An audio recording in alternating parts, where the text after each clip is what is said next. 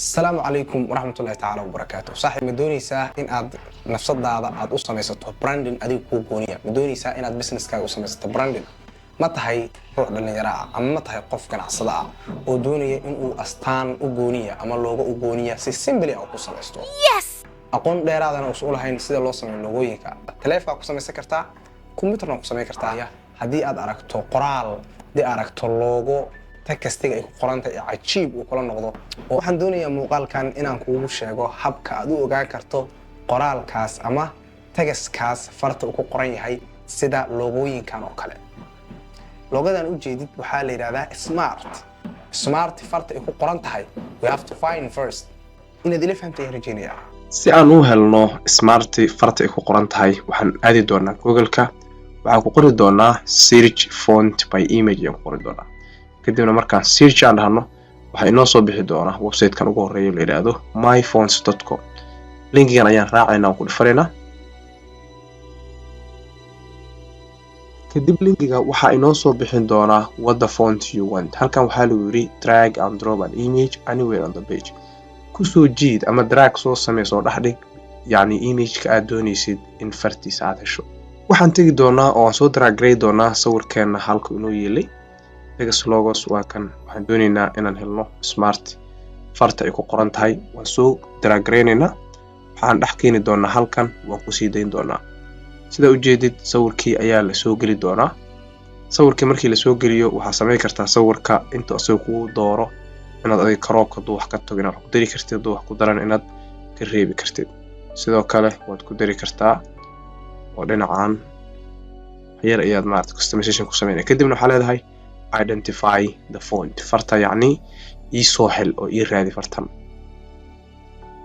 sida u jeedi saaxiibeel nasiib wanaag fartii waa la soo raadiyay waxa ina loo keenay dhowr farood oo aad u tiro badan oo eg midii aan doonaynay iyo kuwa kale oo qurux badan waa naloo keenay marka midii aad rabto oo adiga markaas ah ka hesho faraha u eg ama faraha nuuciisa oo laga sameeyay maadaama logo la isticmaalay ay tahay enhancement yar ayaa lagu sameeyay maahane faraha la isticmaalay simply waa faraha halkan kaaga muuqda halkan waxaad ka aragtaa far aad ugu eg hadda fartii aan soo gelinay maadaama farta looga la isticmaalay tahay wax yar ayaa laga bedela maahane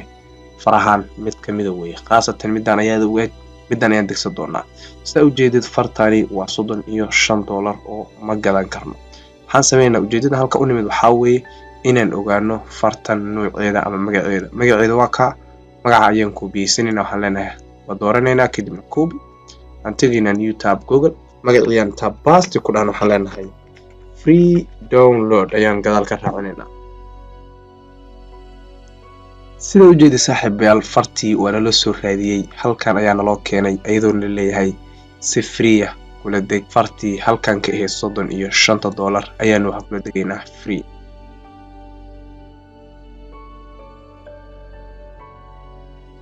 سيدو جديد فرتي ويدكتي صاحب يال waxaan leeyahay ifur kadina folderkan ayaa furaya far walba markaad install gareysanaysa ama computerka ku shubeyso waxa sameynaysaa in aad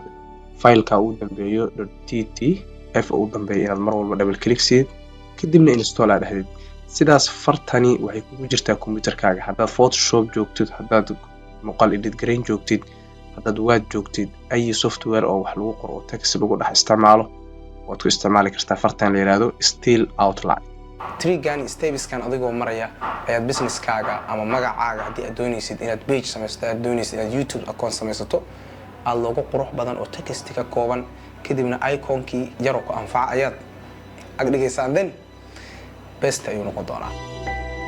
la sii wadaag asxaabtaada muuqaalkan ayaguna si uga faa'iideystaan waxa laga yaabaa dhalinyaro badan oo kala mid ah oo trigan uu ka maqnay in ay ka faa'iideystaan sidaana logooyin ay muddo ku haminayeen ama ay qorsheynayeen in lacag ku bixiyaan si loogu sameeyo ay u sameystaan